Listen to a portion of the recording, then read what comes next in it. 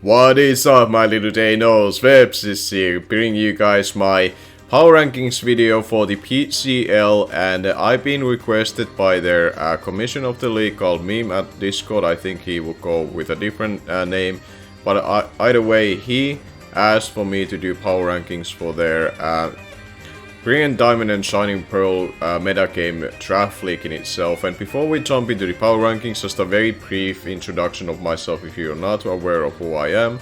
I'm Vepsis, like I said, coach of the Helsinki High Saguans, which is my only team name that I've been going as throughout as well. I'm a YouTuber as well, which you can find with Vepsis name as well from the YouTube in itself. I consider myself pretty successful coach throughout the years. So I've been able to win 14 different championships, 10 of them that are counted through the Automatics website in itself. I'm the all-time most successful coach when you think about how many championships I won in the website. I have 10 championships as total that are included in the website. The next closest one that has the most would be with 5.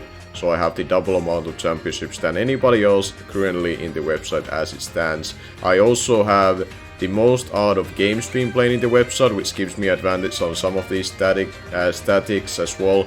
But I'm also the one who has won the most games thus far with 236 wins out of my 318 games that I've been playing in the website. And therefore I feel like I have pretty accomplished background in itself, but I don't consider myself to be the very best that there ever was.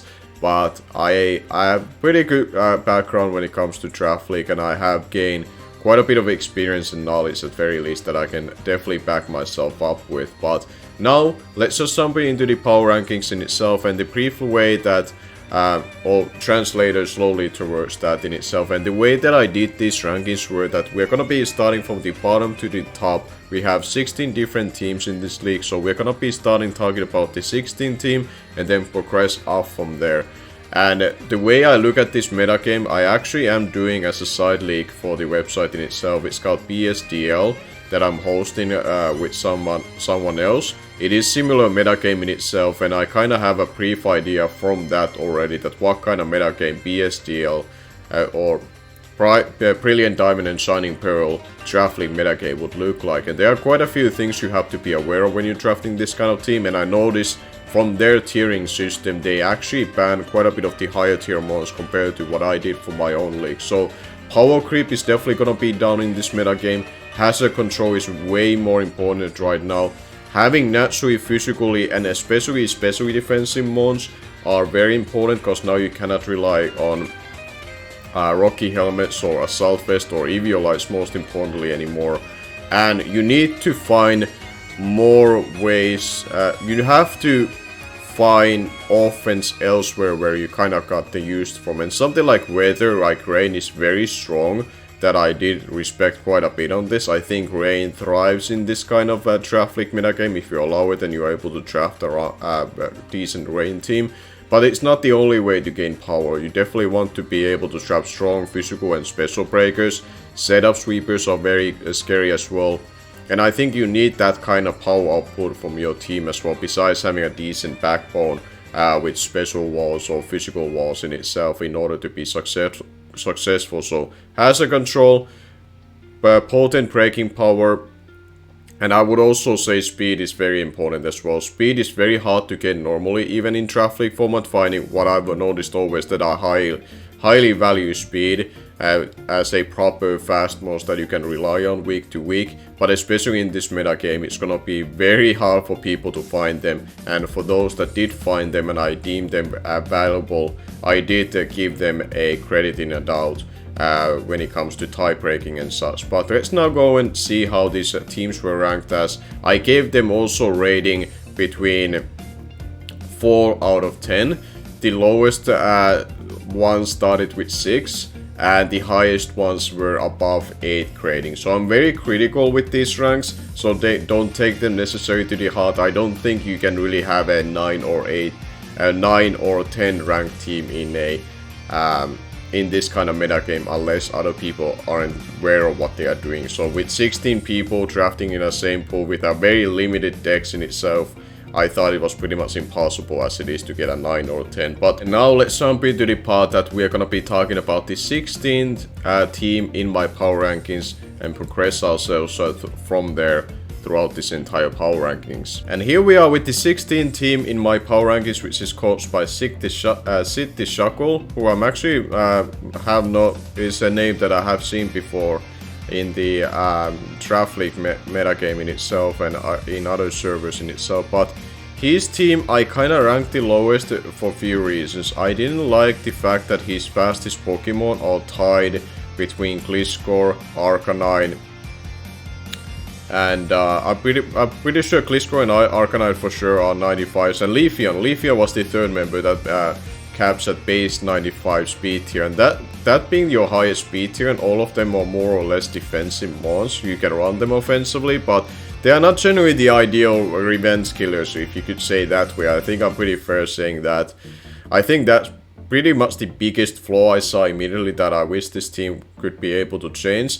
Now, after seeing the free agency pool, I will say that it's pretty hard for teams afterwards to be able to fix their speed tiers, but the ones that I noticed that were there that are somewhat usable were Floatzel at the tier 4. That could be decent.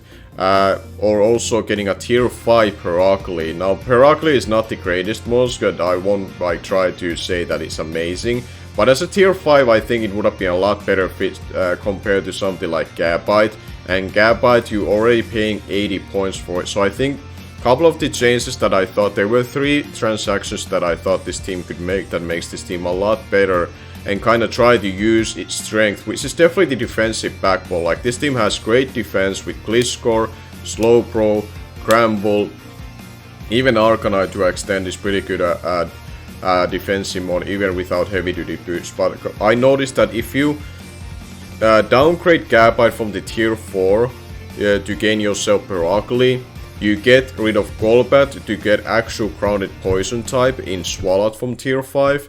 And then use those extra points on Rotom Frost and upgrade that to a Blissey. Because this team could really use, because it's more defensive oriented team, I think it could really benefit having a naturally especially defensive mod like Blissey that can also function as a cleric for this team.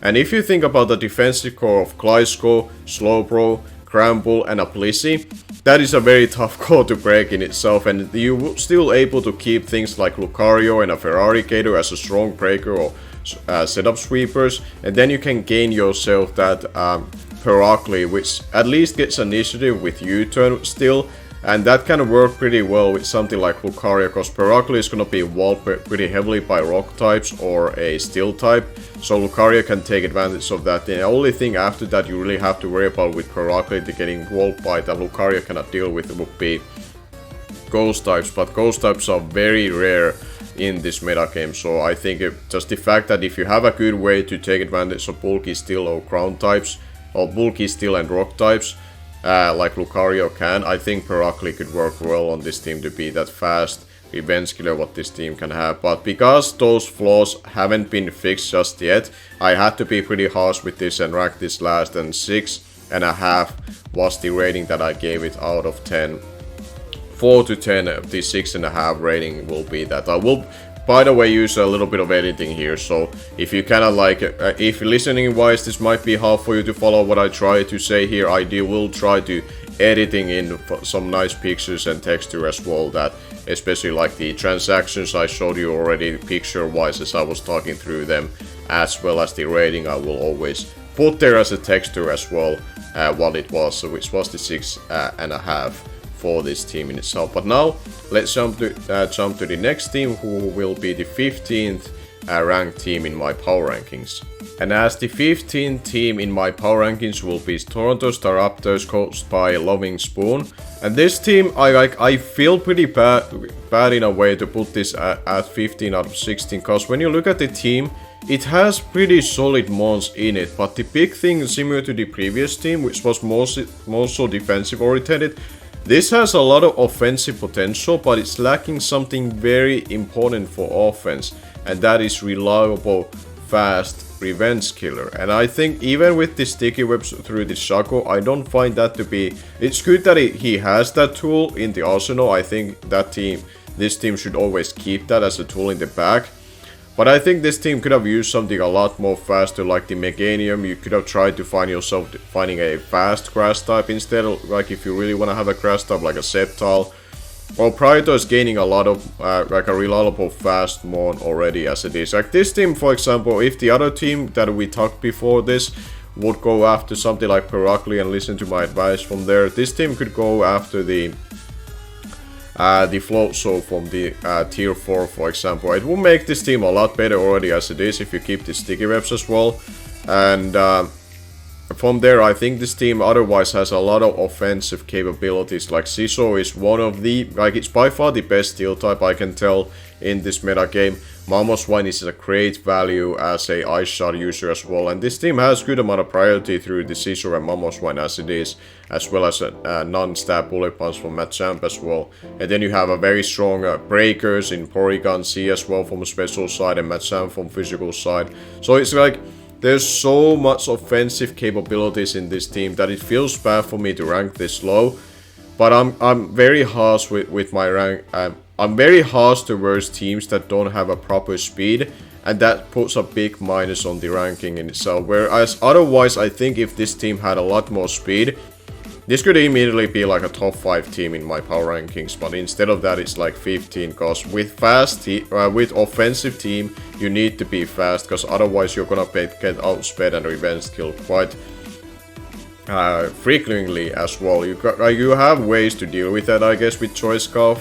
Option to run on Mesprit and Porygon C or Mamoswine, but you rather not be Choice Scarf too often with some of those mons to be able to use their power output better and be able to swap their moves. So my rating for this team is 6.75. I'm using like a quarter as a tiebreaker for some of these rankings, so it's 6.75. Again, you're gonna be seeing on the screen as well that what's the actual rating. If you cannot tell from my rambling, my apologies. My English is not clearly my initial mother language, and it's my second language to be used besides my home language in itself. But I digress from that. I think the team otherwise has very solid foundation for offensive team. You have a proper rapid spinner in Tentacruel. You have a reliable defoker in Scizor as well. You have good initiative there with the Rotom Fan, Mesprit and Scizor with Volt Switches and U-turns as well. But as long as you can kind of, I guess, get rid of mainly the Meganium, I would say would be the big thing.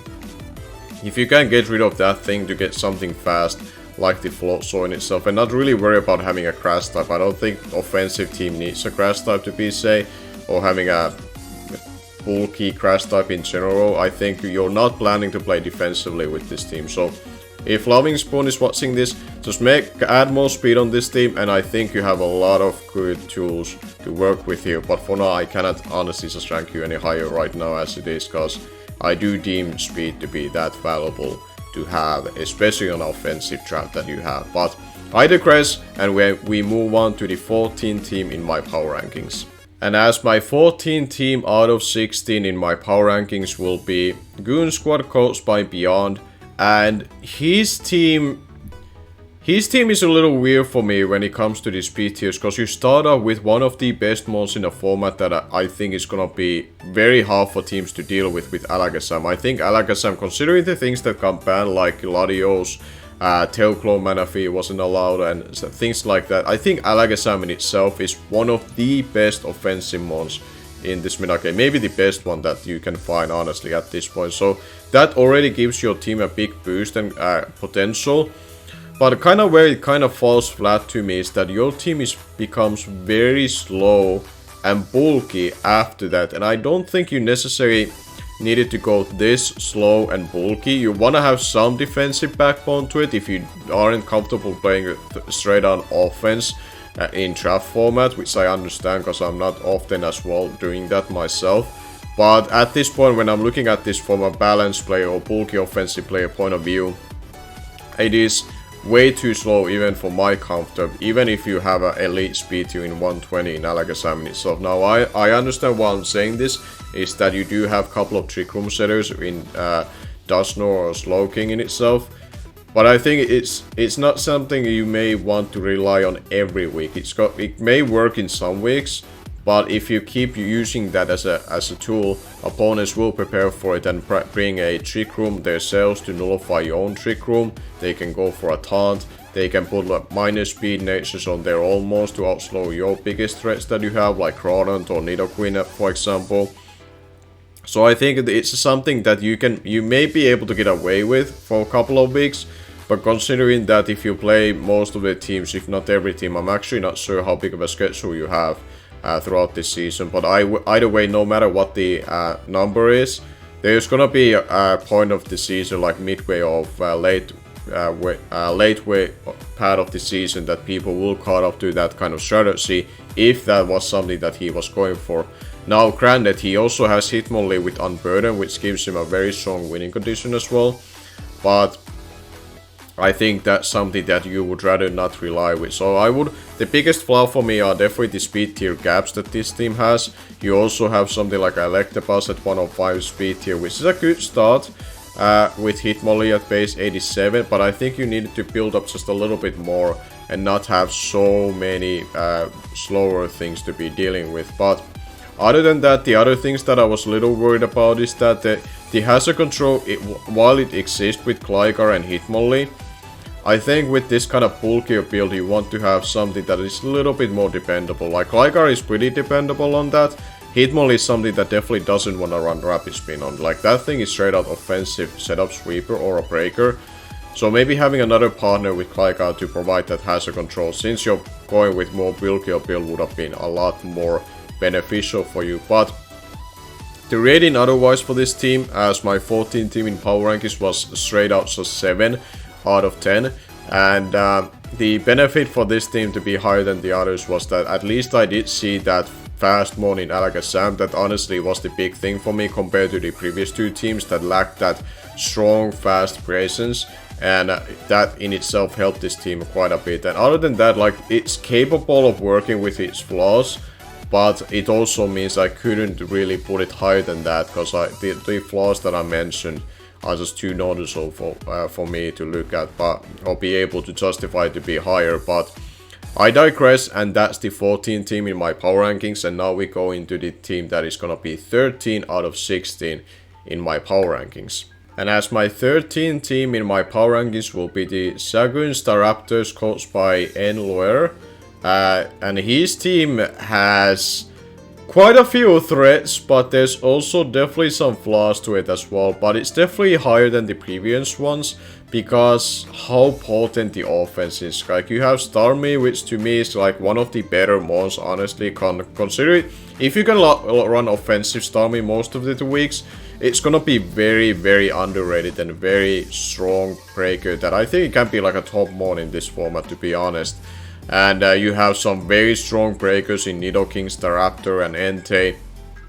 And you have very I wouldn't say like Venomoth I would call underrated sweeper. Snorlax I think everybody has lost to at least once before in their draft league career, that they definitely will watch out for it, how strong a winning condition that Snorlax can be in a potential matchups as well. But I think the big reasons that I kind of kept it as low as it is with the ranking, even though it has a lot of strong offensive presence to it and winning conditions, it is that its hazard control outside of Starmie is not ideal. Like, the main things that you have access to defog after that would be Venomoth and Staraptor. Neither one of those want to run that. So when it comes to Stealth Rock's weakness, that definitely exists on this roster, especially with your offensive threats and winning conditions that you have with Staraptor, Entei, and Venomoth, for example. And even like a Pinsir at the very late, I'm not sure why that thing was picked when you already have such a huge weakness to Stealth Rocks. And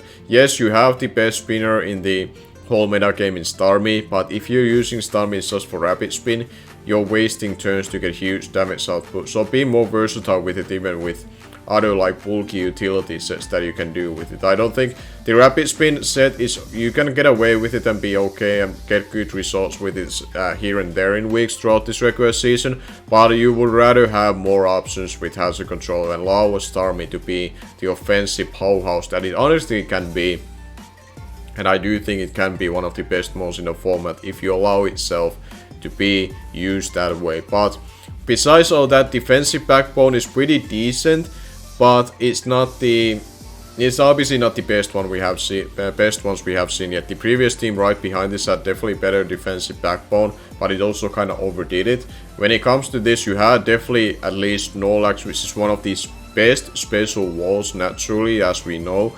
And in this kind of metagame, when you're lacking Assault Vest or Evil Lights, that thing's value rises right above over some other walls that you could trap instead, because that natural bulk now actually comes in handy. And you have some decent ways to back it up, like Spiritomb Snorlax is a very nice combination, or if you use Vileplume Snorlax, that's a pretty nice combination. And then you have Regirock as well. But the big thing that is really keeping this team as low as it is, I guess, with 13, considering all 16 teams, is definitely the not speed control.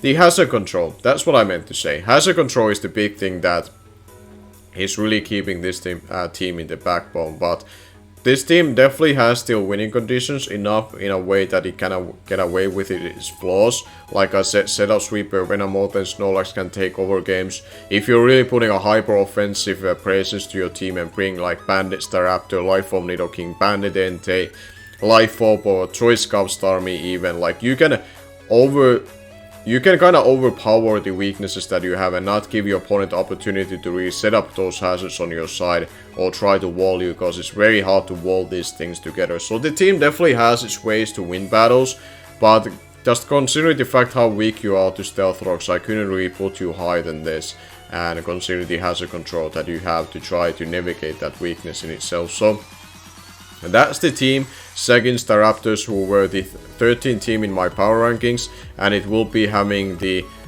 proper grade as 7.25, and it will be here type ranking with the same rating as the 12th team, basically because the hazard control kind of held it back to me and not be higher than this. But now let's go and see who is the 12th team in my power rankings. And as my 12th team in my power rankings will be the Patho Previa, coached by Nono. And his team is an interesting team in a way that I see it having tools to be hyper offensive, but it also has a very niche and nice defensive backbone to it. But it definitely could be somewhere better when I look at the free agency pool, which we are gonna be also talking about in this in itself as well. But talking about the defensive backbone, that while I'm not fan of the mons, I'm gonna be honest, like draft league wise, I wouldn't use them together. But typing wise, they make a lot of sense to be together, like Skarmory, Gastrodon. When you think about their typing and their weaknesses and resistance, they're pretty much the perfect combination together. So I think in this kind of metagame where it's very hard to find proper defensive backbones necessarily, I think those two are pretty decent to have together in itself, and it's a solid foundation to have for sure. Then he has a decent amount of speed control with Azelf in itself, and speed boosting at Sharpedo, and Raichu as 110 speed here, so there's a nice speed, has speed methods to have, and then you have a proper wall breaker on a physical side in Heracross. But something that I noticed this team could have done, which may seem odd in a way, but I can see it working, would be that you get rid of the Glaceon from tier 5, and you could have added like the Illumisi as a prankster bug on this team. And the reason why I would say that is that that gives you a way to set up prankster weather, whether it's prankster rain or it's prankster sun. And prankster sun with Victory Bell would be pretty nice winning condition to have in the back, and give you a proper special break to the team. But also prankster rain would not be that terrible with a Swift Swim Armaldo or a rain boosted Sharpedo now all of a sudden, or Skarmory not being weakened by fire types in itself. So in a way, there are definitely some tools on this team that already exist, or you can make them a little bit better through some minor changes in free agency in itself. But I think just overall, when I look at the mons, they don't really stand out to be as reliable defensively wise. Or there are gonna be some teams ahead of this that are like offensively more potent as well, and that's why this team is only 12th in my power rankings.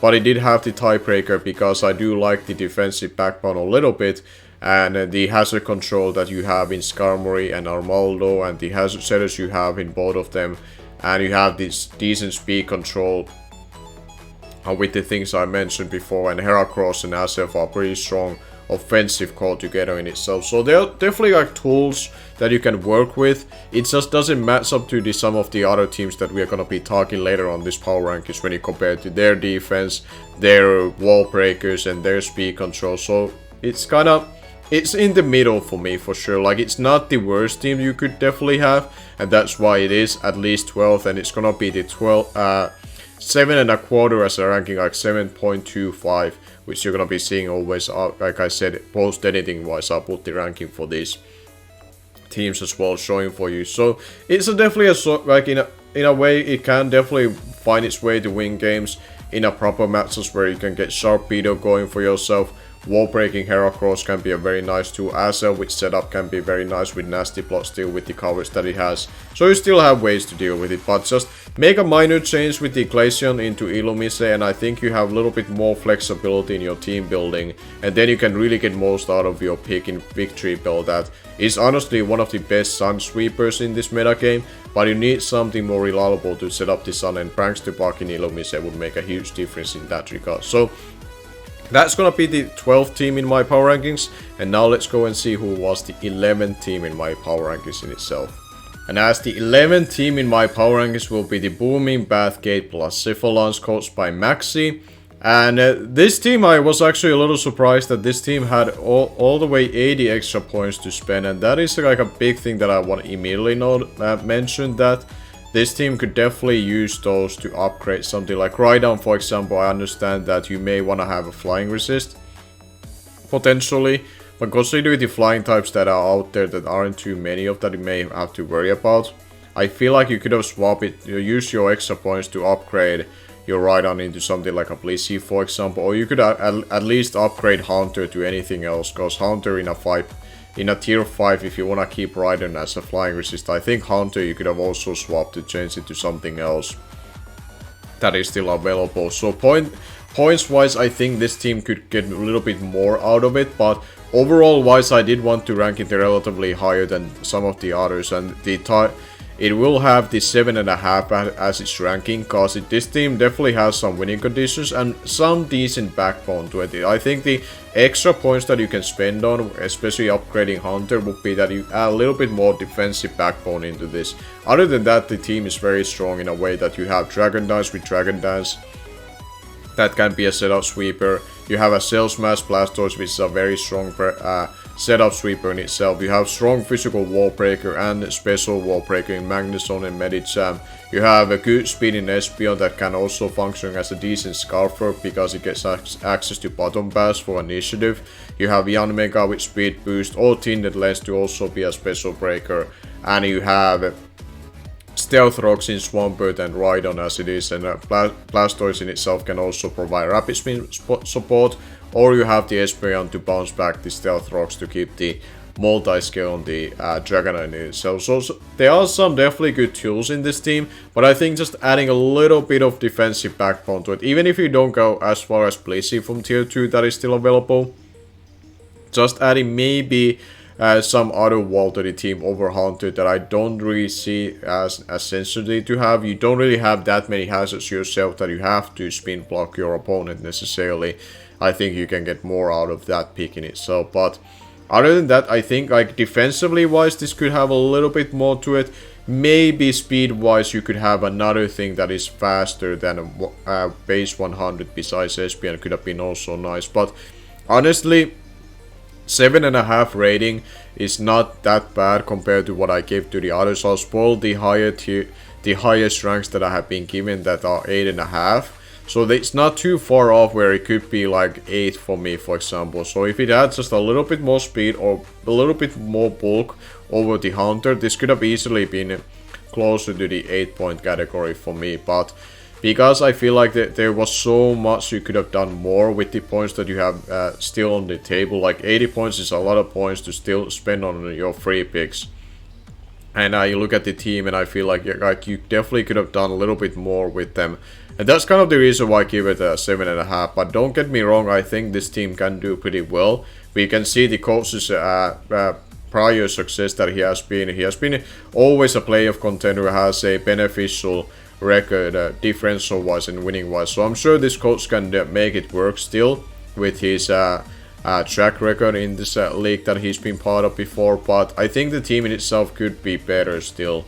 And I don't think I'm too far off saying that. And that's gonna be my 11th team in the power rankings. It will be tie-breaking with 7.5 the team before it. But I felt like this team just...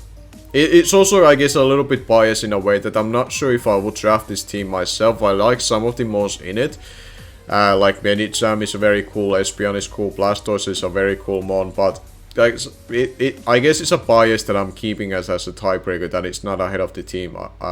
That is right ahead of this one, and we are gonna be talking about that next, which is gonna be the 10th team in my power rankings in itself. And as my 10th team in my power rankings and sharing the rating of 7.5 compared to the team that we just rated at the 11th as well, will be the Goon Squad Borders, coached by James Vivid.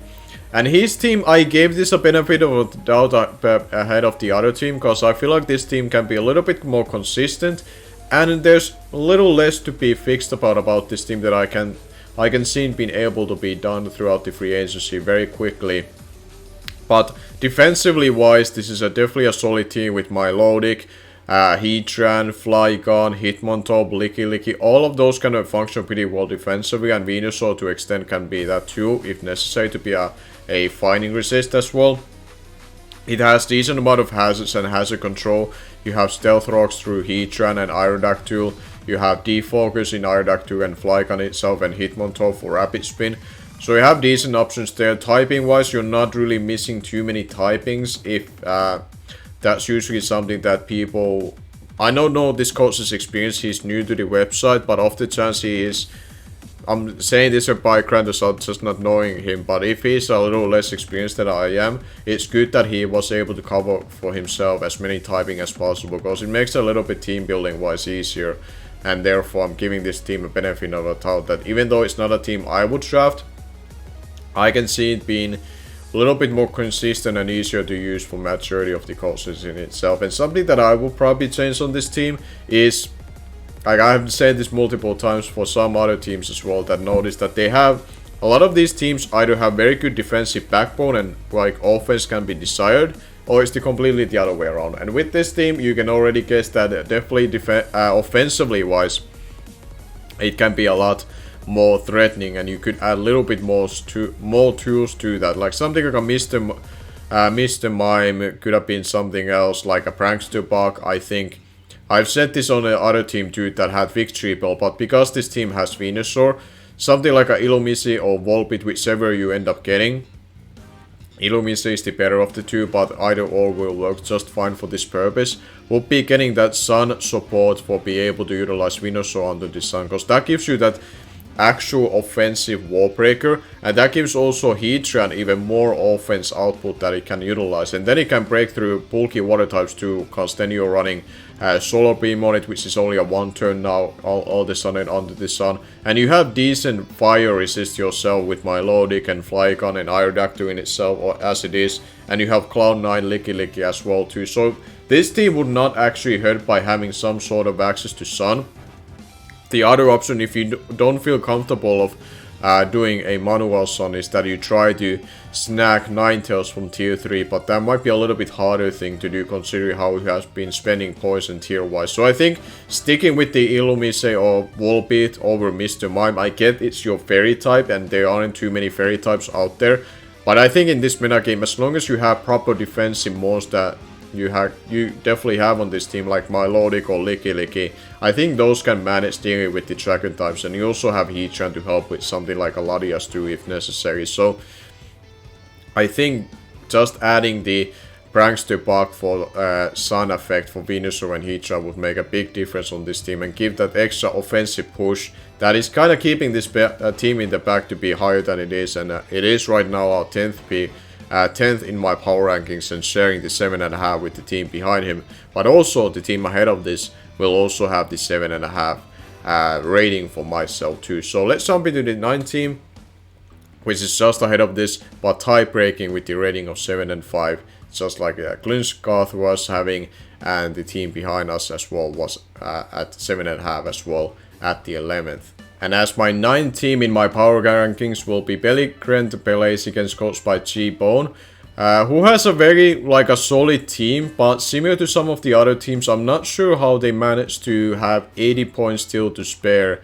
And that was something that I noticed right away, that he could have definitely made it work better, considering how many tier 4 Pokemon he has. Something like a Togetic. I understand there's always that desire to have a fairy in your draft in most cases, but I believe in this deck, if you don't get one of those better fairy types like Clefable, Togekiss, Gardevoir, or even Crample, at that point you can kind of start forgetting about getting the fairy type. You just have solid overall bulk otherwise. Like Cresselia to me is more of a fairy type for your team, for example, than Togetic is. And I know it may sound silly when you think about, well, it's a psychic type, obviously it's not a fairy type, but bulk-wise, Cresselia provides the defensive backbone way better than Togetic does, and without Evilite and Heavy Duty boots, I think that's just a non-factor on your roster, if I'm being completely honest. So I feel like you could have made that to be a different pick, and considering that you have 180 points to spend, you could upgrade to quite a few things that are still available on the roster, like the Blissey, for example. You can still add, or you can just upgrade some minorly some of the things to a tier 3 as well. Something like a Cloyster on this team would look really nice as a setup sweeper as well. And other than that, getting out of the free agency options, I think this team, compared to the rest, I still liked it quite a bit, because you have very solid hazard control with Donphan, with Rapid Spin. It's one of the best spinners that we have outside of Starmie in this metagame. It's a very strong rocker too, taking that pressure off from other things like Infernape. And Rose Red is a very solid partner with Infernape, getting through those bulky water types and getting out spikes for yourself. And Cresselia in itself is a one-man unit, basically, to be a physically or especially defensive wall in itself. Infernape is one of the best mons in this format. Either you're running it Bandit, Choice Scarf, or Nasty Blood, or Sword Dance. You have a lot of versatility with that mon. So that's a great asset that you were able to snatch for yourself. Then you have some other offensive weapons like Miss Magius is pretty good one as well. But other than that, I think it's when it goes down from the Regigigas, Togetic, and Wartortle, I think in that category you could have maybe made some other swaps, because Wartortle without Eviolite is a non-factor to me. I don't care if he gets access to Shell Smash, I don't think it's strong enough to really sweep with that. You could change it to something else, as in at least a fully evolved thing that can do something else for your team. Something like, for example, Sableye, just to add yourself a dark typing that you could have used. I think Sableye would be just fine, and be able to get Prankster Will-O-Wisp off, and maybe prevent you to lose to some things that otherwise could get out of hand for yourself. So I think this team has the tools to become better team, just minor changes that you have access to with all those points, so you definitely have the options from the things that are available, or if you can make any other trades with other teams that would be looking to make trades. You have the flexibility to make this team even better as it is, but other than that, I can see the synergy within the team. I see the Cresselia being a huge benefit for you to have in this kind of metagame without Toxic being available to anybody. And the offensive synergy with Infernape and Rose Red was something that I immediately noticed that I do like quite a bit, and gave it a rating to be in the 9th team in the power rankings in itself. But just be able to add a little bit more, maybe more speed, maybe a little bit more offense to benefit Infernape as well, to surround it a little bit more with the lower picks and the extra picks that you have, or extra points that you have. I think this team can definitely be one of the better teams out there. But for now, 7.5, tie-breaking with the other two teams that we just talked about, and being the 9th team was, to me, where I was okay feeling to put this team as. But now, let's move on to the 8th team in my power rankings, as which rating will be 7 and a 7.5 to me. And as my 8th team in my power rankings, having the record of 7.75 rating for me, will be coached by Jake W, who is actually someone I've seen before in Draft League community as well. and his team be the London Westby Queens. He has a Rain team that I was debating putting even higher than this, considering Rain can be definitely a huge asset to utilize. But I think the teams above it will have more flexibility what they can do. So it's gonna come down to how well people are ready to deal with Rain, I guess. That this team could be something that is gonna kind of outclass the rating that I'm giving to it, considering it's like right down in the middle of all teams, where it has the potential within the Rain to be one of the most threatening teams in the league in itself. But like I said, Rain is a very strong weapon, and while you do kind of miss out on getting the Kindra for the Rain, you still have Kabutops and Ludicolo, which are very underrated offensive threats under the Rain too. I think like Ludicolo's like Crash, Water, and Stab alongside with Ice Beam, it's not gonna be easy to deal with unless you're very special defensive Mon. And then you have Kabutops for physical breaking prowess, you have the Gallade in itself.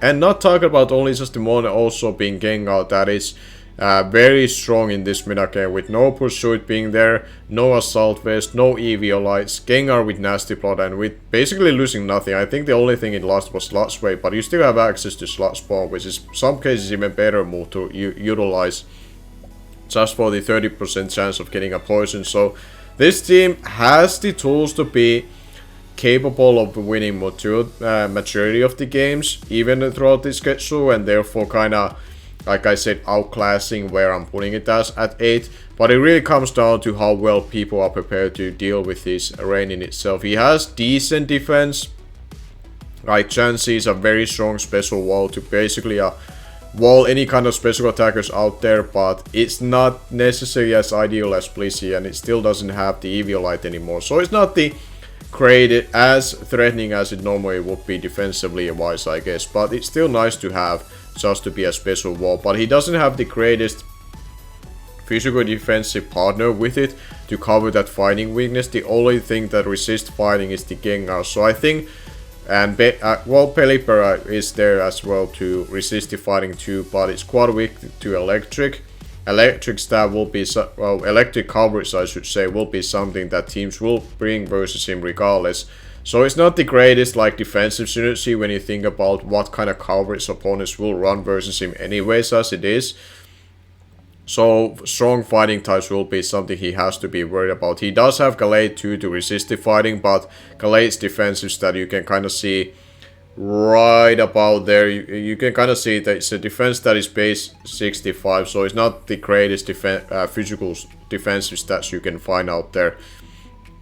And to be dealing with fighting types, and your fairy type with Intimidate being Marwar is actually neutral to fighting. So defensively wise, you can it would be more to desired, but it's still a Rain team that can function very strongly within that niche that it has, that it can be very threatening for other teams to deal with. You also have some strong breakers too in Zangoose, and like I said, Gallade as well can be strong breakers outside the weather to partner with Gengar.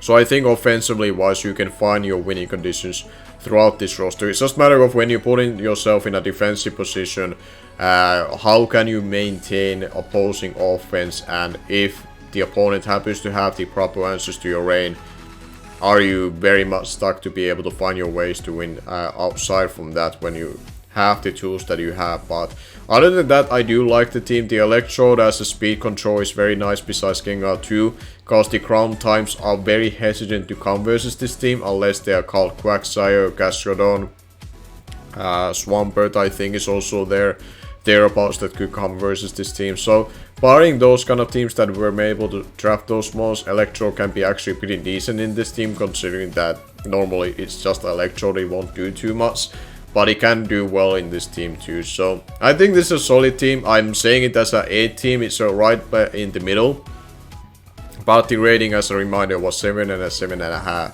like 7.75 I should say, which is equal to the team that we are gonna be talking about next as the 7th team in my power ranking. So let's move on which team that's going to be.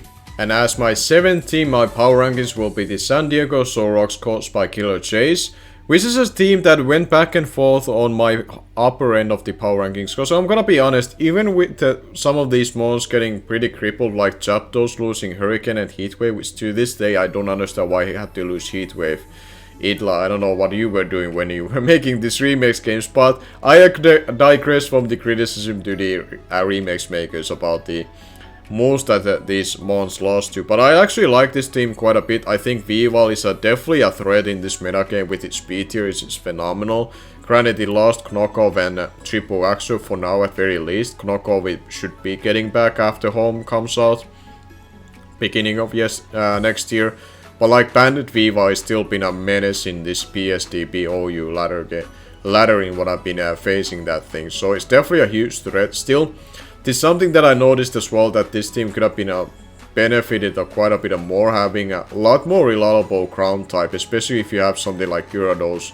I think from tier 5 you could have gotten something like a Marowak with Thick Love, which is a lot stronger crown and bulkier crown type than Dugtrio would have been.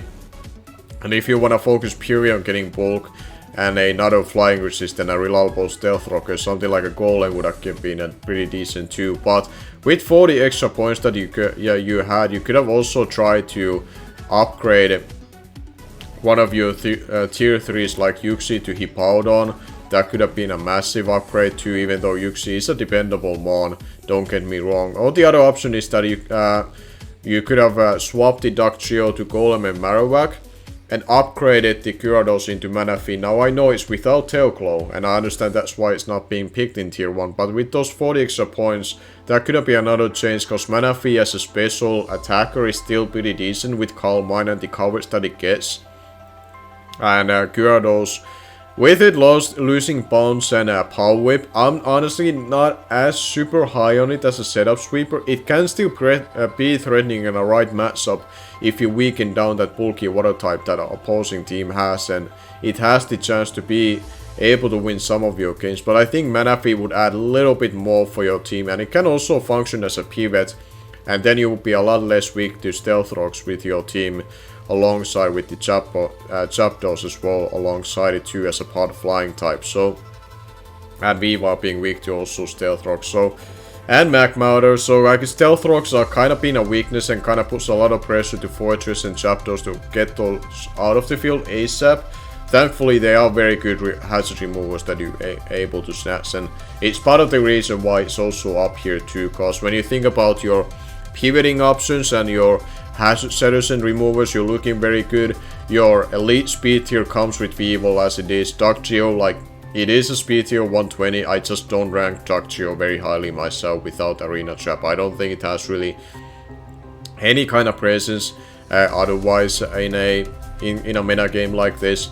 But I honestly like outside, like, there's not too many things or too many mods on this roster that I don't like that they are on this team, honestly. And it was very hard for me to go back and forth where I ranked this, but I end up ranking it 7th here with the 7.5, like 7.75. Again, this is why I edit this afterwards, because sometimes my ratings, how I chose to do this, are hard for me to pronounce in itself, but hopefully you can still follow through it. But it's the 7th in my power rankings. It's the last one that is below 8 ranking, and I think it can be very successful team regardless where I'm ranking it right now. And the coach in itself has been part of this league who has been done pretty decently for himself, over 500 win ratio wise, plus 14 difference, so made the playoffs a couple of times. So I'm sure this guy will be able to have good success with this team.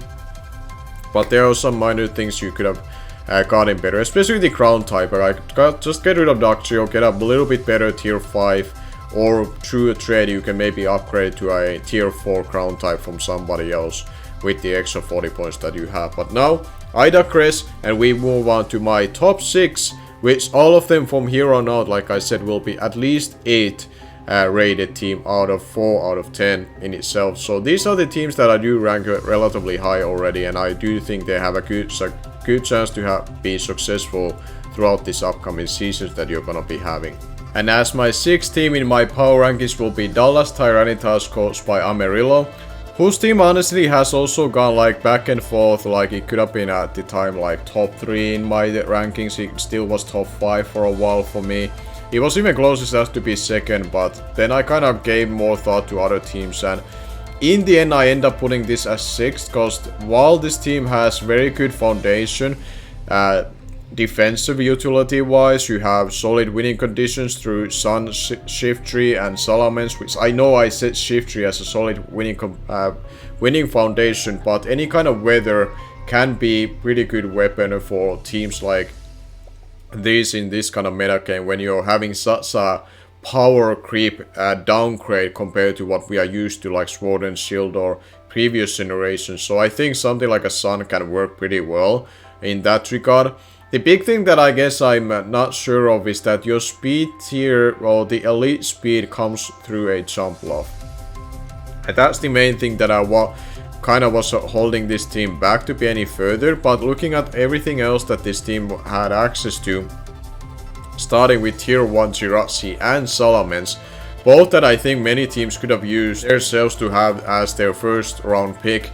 And this team essentially got there for 2 round 1 picks in itself too. And then you have Rotom Was, even without default campaign split, it's still one of the best pivots that you can have. Rhyperior is a pretty strong ground type and a rock type for you to have, getting up Stealth Rocks if Jirachi doesn't want to run them. Then you have the Porygon 2, even without the Eviolite as a tier 4, I think Porygon 2 is pretty nice value. Pairing with that with Weezing as a solid fighting resist, that's a really nice and cheap defensive backbone that you can add from there and allow the other things above those things to be more offensive as well. But the main thing that I wish this team had was a little bit better speed control. I get the jump love, also get access to chlorophyll, so it can be pretty fast mon under the sun as well too, but I just don't rank jump love personally too high as it is as a reliable mon to use in draft league format. So that's why I'm kind of like a harsh on that, especially in the role that it's put itself into in this team to be the fastest mon and kind of relied in that way.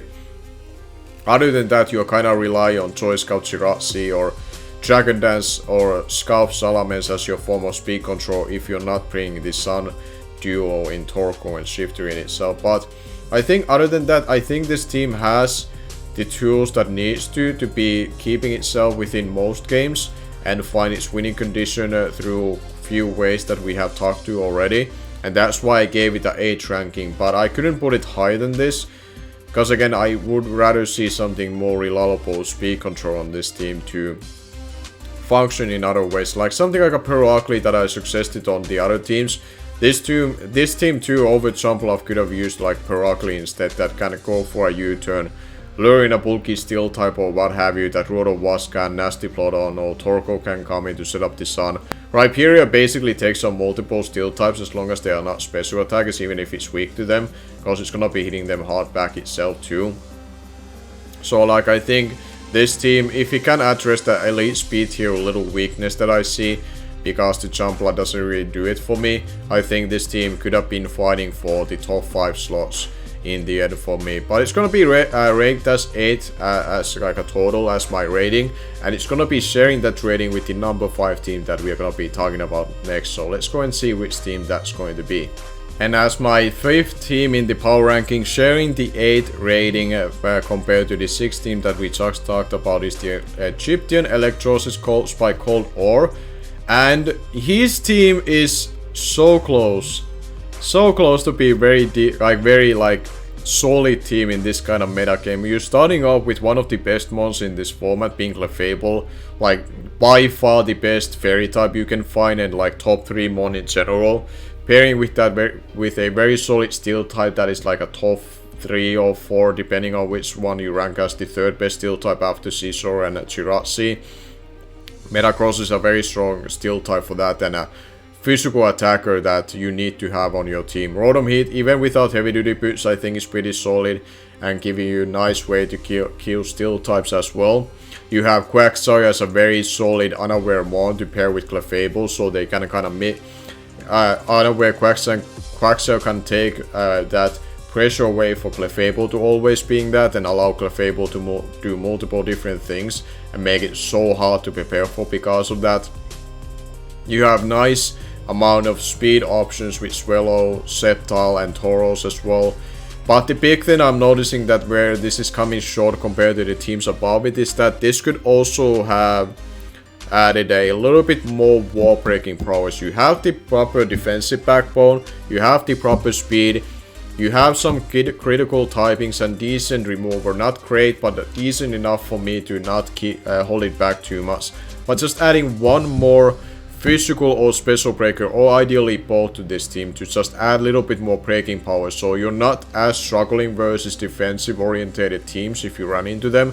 I think that's where this team will notice its weakness most when you go up against those kind of teams.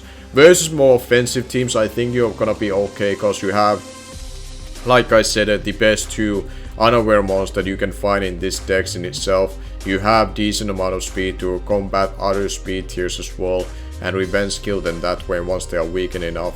And you have decent amount of priority too with Bullet Punch Metacross as it is, and I think Skuntank still gets Sucker Punch, and Toxic Rock I would have had to double check if it gets Vacuum Wave, but that's less important to me than the other 2 were, for me at least, as it is. But other than that, something like a Clayley stood out for me as a pick that I wasn't too sure. I know the tier 5 is very slim, especially now as a free agency pool, but I feel like that tier 5 pick could have been something else. So maybe that could have been something like a, let's say, Marowak with Thick Club.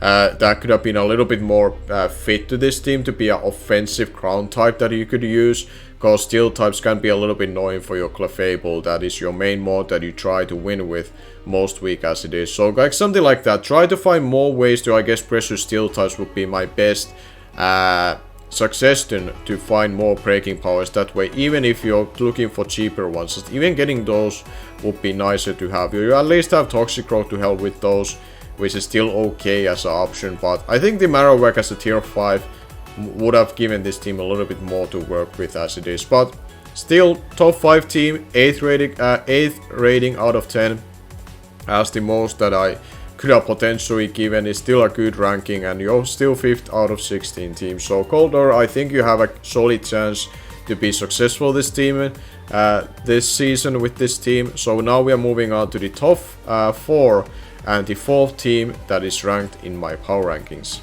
And as my 4th team in my power rankings will be the Blade Rovers, coached by Pop.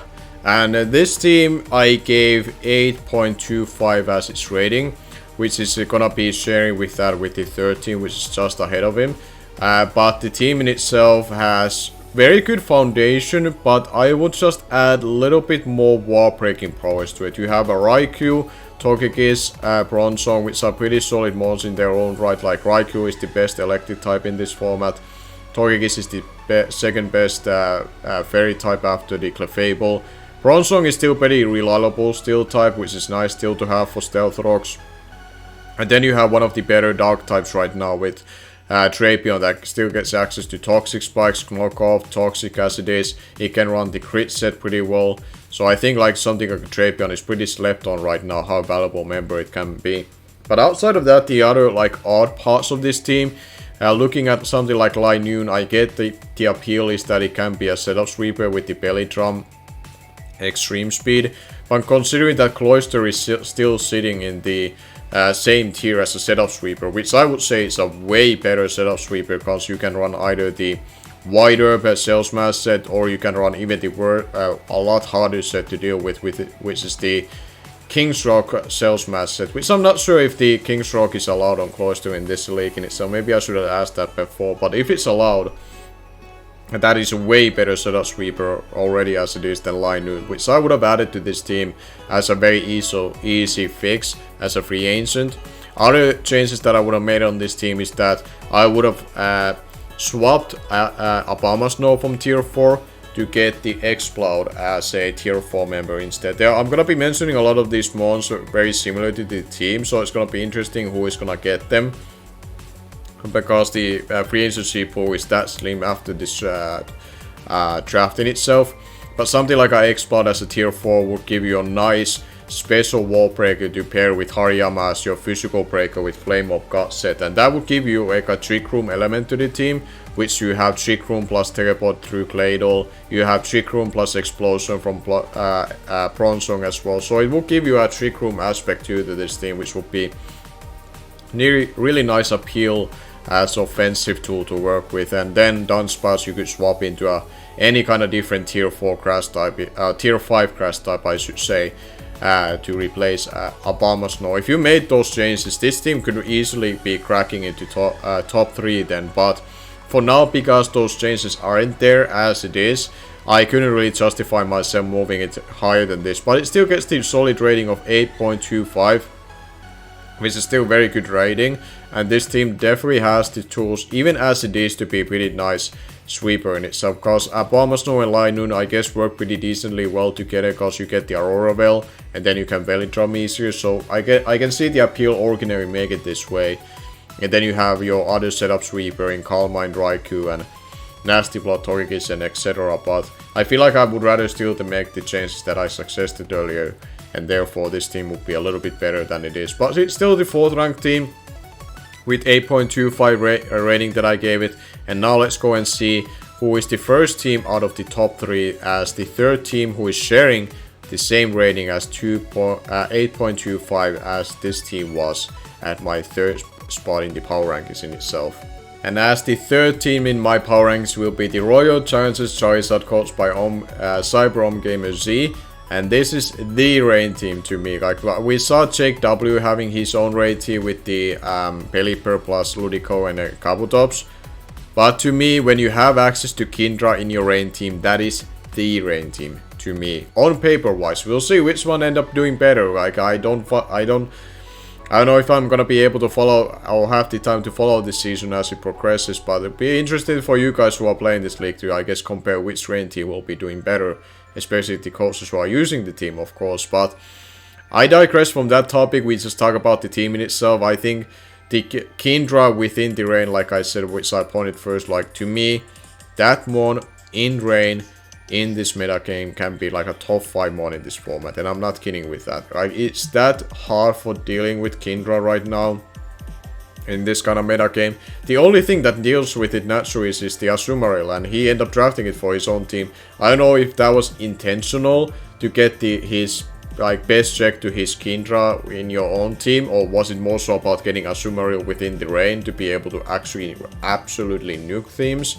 Either way, it works both ways for this team as well, to give you that strong physical breaker to pair with Kindra, which again can go physical, but the better set is on the special side, so having those two together is gonna be very hard for teams to try to wall those two together. Pair with some hazard stacking options too. Steelix getting up you reliable with Stealth Rocks. If you bring Frostlash, that give you spikes, and those two hazards together can already give you the 2-hit KOs that you may otherwise be barely missing out otherwise. So it's very strong combination together like as it is. Then you have proper electric immunities that you have to have on a rain team with the Jolteon and Steelix. Jolteon in itself, we know how crippled this thing keeps going as the generation goes along, because it lost the Weather Ball going into this meta game, but at very least to its benefit it's still paired with a rain, and unless you're facing Swampert, you're facing Gastrodon, or you're facing Quagsire, Jolteon can pretty much click 3 Volt Switch. I guess the other thing that could deal with it would be Volt Absorb Lantern, but I digress. Like it's not gonna be a case that every team is gonna be having those kind of ground types or electric immunities. That Jolteon can be pretty freely clicking Volt Switch and learning a bulky Grass type, which enables then for you to go into something like a Frostlash and attack what is in front of you, or get up another layer of Spike if you haven't set up those yet. And then you have your proper resistance to grass in Tangrowth in itself, which is nice to have in your own team on physical side. You have a specially defensive pivot into Mach, which Mach is not been really used almost at all in Draft League format, especially in a not in low tier format, but I think in this team in itself it actually fulfills a nice niche purpose, besides being naturally especially defensive, that none of your other monsters are really that naturally especially defensive as it is. So yeah, I can see kind of the purpose having it there, besides being a grounded poison type to absorb T-Spikes if opponent brings those. And other than that, I think the one big flaw that this team has, that every other team should always have, but this team can get away with it just a little bit in my eyes, is that it's lacking a crown immunity. Everything is on the crown, which is rough for versus something like an Earthquake in itself, but thankfully he has Tangrowth and he has Rain, and therefore kind of like strong crown types are a little hesitant to come as it is.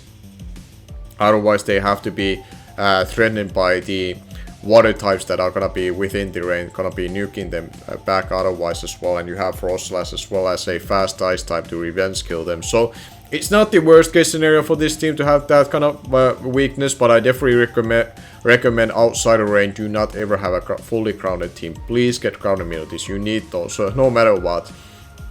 But either way, that's gonna be the third team in my power rankings, sharing the rating as the fourth team with the 8.25.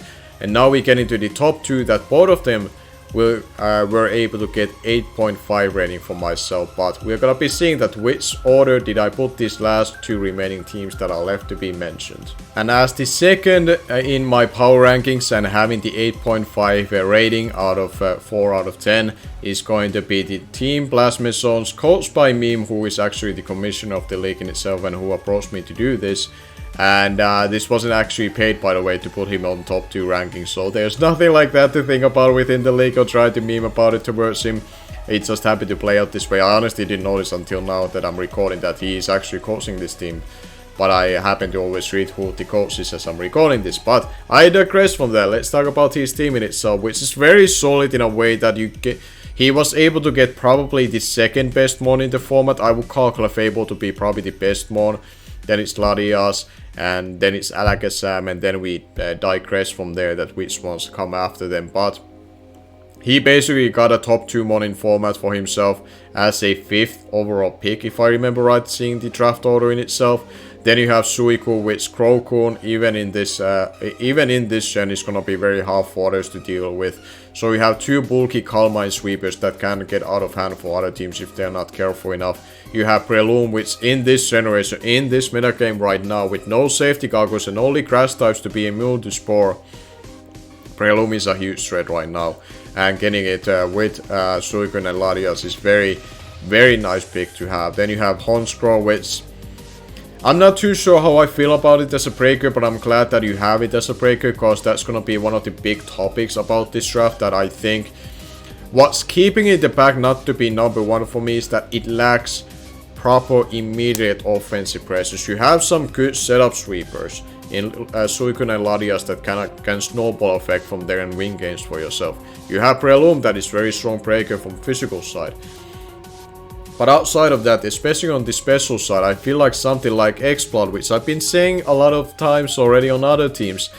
Like surely somebody has to pick the Exploud up, because I think on this team too, when you have a Wigglytuff at tier 4 as your fairy and normal type, I don't think you need Wigglytuff to deal with the opposing dragon types, because there's no dragon type you have to be scared of when you have Resistive and Suicune. I don't think you need a fairy type in this metagame if you have those kind of mons, and you already missed out on Togekiss and Clefable as it is throughout this draft. So after that, I don't think you need a fairy type, compared to the fact that you need a strong special breaking, or like breakers otherwise. You need a little bit more offense to be the best team on paper. You have some other good things on this team, like Hazard Control is nice, you have nice Stealth Rock setters in Sandslash and Resistive and Wigglytuff as it stands now. You have Sticky Wax and Toxic Spikes to area those if you're able to bring it more often than not. Then you have Typhlosion, which I guess does work as a special breaker, but I don't deem Typhlosion to be reliable enough to provide that niche, whereas something like Exploud would do it a lot better, or any kind of other kind of special type, that special attacker that is a little bit easier to spam. It's not weak to Stealth Rocks as well. And then you still have decent speed through Manectric and Ladias as well as it is. You have good priority with Mach Punch through Breloom. You have Sucker Punch from Honskrow. So there are a lot of good tools in this team that can make it to be the best draft that there is. But for me, it is the number 2. Because I would like to see a little bit more offense out of this that you end up having. But you have a very strong foundation, don't get me wrong, with Ladias, Suicune, Breloom and Resistil. That's pretty much gonna be your top 4 to bring every week. When you're going up against anybody, but having more tools outside of that for all, like breaking power and maybe for speed, would be ideal to be able to add. But other than that, that's gonna be the second team. And if you're being able to keep track of which team I haven't talked about, let's go and talk about that team, which is gonna be also having the rating of 8.5, just like this one. And as my number 1 in the power rankings that I'm doing for this league will be the San Luis Battle Haluchas, coached by Graham. And this team to me, like, I may be, like, I'm obviously gonna be biased because I'm doing these power rankings, so there's gonna be some bias into it. And it's mainly because there are some mons that I do enjoy on this draft, and this looks like the team that I would like to have the most, considering all the tools that it has it's available. There's only just two things, I guess. One Pokemon and one thing in general about this draft that I would have rather had a little bit different if I had it myself. But there's a lot of great things going for this team. Starting with hazard setters and control. You have stealth rock setters in Tyranitar, Empoleon and Torterra, which are pretty nice for me. Especially Torterra with so many ice moves being gone. Torterra to me in this deck has a very nice chance to provide like multiple sets that I can be running. Like I drafted that myself in the other league that I'm hosting right now that is doing this exactly kind of format, similar way. So I've been looking into Torterra. I can see that it can do some things in this deck, particularly as it is. Then you have nice speed control with Crobat with 130 base speed here, providing also the defog support alongside it, and Empoleon, which is really nice to have. You have Blaze again to kind of go along with the Crobat as the flying, fighting, offensive core that I like, because you're luring in bulky rock types or steel types with Crobat. You can go into Blaze again and punish both of them very easily. You have a Gardevoir, which is a very solid offensive fairy type to have. It's not the bulky fairy type necessarily, but you have Empoleon and Tyranitar to take on those dragon types thanks to their special defensive prowess as it is. And you have some other things like Quillfish and Torterra that can naturally be a little bit more physically defensive than those two necessary thanks to their typing and bulk wise. Then you have some other decent speed through Ambipom. I know Ambipom is crippled because I'm using it right now in our Wi-Fi search thingy that I'm uploading my channel as it is, as I'm recording this and battling into. So I know it has lost some of its moves, but Ambipom into Blaze again is also a nice combination, because again, similar to Crobat, Ambipom lures in bulky steel types and rock types. Blaze again punishes those again pretty well. Torterra also kind of going along with the idea with those things. Torterra can also switching into those very reliably, or it can hit them very hard with the strong earthquakes that it has itself. You have nice momentum options with U-turn Blaze again, U-turn Crobat, U-turn Ambipom, Volt Switch on Rotom. So positionally wise, you can play proper positioning game and keep up the momentum. And you have some decent setup options with Dragon Dance T-Tar, you have Sword Dance Blades again, you have Calm Mind Gardevoir, you have Nasty Blood Rotom, Sword Dance Torterra. So like, they aren't like the best ones you can have those, but you have the options there. Like, to me, this is the most versatile draft I've seen yet throughout this entire league. The only mod that I haven't mentioned yet that I really don't like its fit is the Masquerade. I get why it's there to provide sticky webs. I'm not sure how well it fits and how necessary it might end up being, and that could have been maybe something else that is in tier 5 that is usable versus other teams, whereas I'm not sure if the Masquerade will be used. Maybe I'm wrong, maybe the Masquerade end up being coming into games and those sticky webs will come in huge benefit for him to utilize in some matchups. But I think that's the only one thing that I would change on this team, the Pokemon wise, that I would immediately just swap into something else. The other thing that I haven't mentioned yet that I didn't like about this team, that is kind of a little bit criticism why it's not like a 9 starting rating, is that it doesn't really have too many reliable recovery on it. Roost Crobat, Wish Gardevoir. Outside of that, you have Synthesis Torterra, but you have T-Tar with the Sand.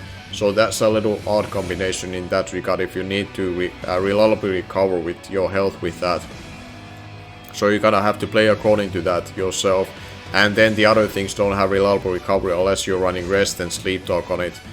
Or Rest in general with like a Chesto Berry as it is. So it's kind of, in that ways, it's a little bit tough in that regard when it comes to reliable recovery. But if you can get up your hazards, you get up there your opponent in a momentum cycle, and you can position yourself properly, this team can shine as it is. What I'm being ranking it as #1 team in the league and giving the rating of 8.5, and that it will be for me as the power rankings video. Hopefully the league in itself, that what I made this for all of you that are watching, hopefully you enjoyed it. If you have any kind of questions maybe, you can always reach out to me in Discord in itself when it comes to the free answers. I'll be happily try to help you out with that in itself. I tried to mention throughout this whole video in itself, that what kind of changes I would have done, and giving you examples through the free agency. But other than that, that's gonna be all for me. Thank you for watching. Hopefully you enjoyed it for the league. I think your commissioner is pretty like open-minded and pretty someone to be grateful for, cause not every league is gonna be doing this, especially like willing to give somebody else from YouTube like payment wise. Like I'm getting paid a little bit for doing this, and it's enjoyable for me to do because I get to talk about Pokemon and actually getting paid for it. But it's something not to be taken granted if you're taking part of a league, that your commissioner is willing to do that and giving you this little extra content for your league to enjoy. So hopefully you are able to thank your commissioner for this, and thank you for him to giving me this opportunity for doing this for his league. It was very enjoyable to do, and hopefully you enjoyed it. But until next time, hopefully some of you do stick around and actually come and subscribe to my channel as well. Like I said, I'm Vepsis in my YouTube channel as well. If you enjoy draft league content and you found me something that you can learn from, the thought progress that I have, make sure that you are subscribed to me, or you go and find me. Maybe the commissioner of the league is kind enough to leave that link for this video or in the Discord server that you're in. So all that aside, thank you yet again for watching, and I'm gonna be seeing you guys later.